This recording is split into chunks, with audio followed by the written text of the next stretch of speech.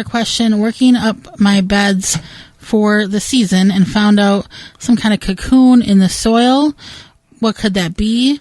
That sounds like the tomato hornworm. Yep, that's the tomato hornworm in the pupal stage, and it's going to look just like a monarch butterfly, essentially cocoon buried in the ground. That is going to be devastational to your tomatoes if you don't remove it and discard it, dispatch it, get rid of it. People will say, it turns into this beautiful moth. Well, that beautiful moth destroys your tomatoes.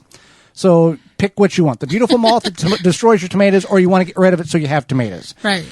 So that is what you're seeing. And if you had that problem last year, get in the area in which your tomatoes was planted this year. You had the tomato hornworm, and start working that soil right away as soon as you can get in there, because that moth has buried that cocoon at a specific depth in which it will survive the winter and the spring.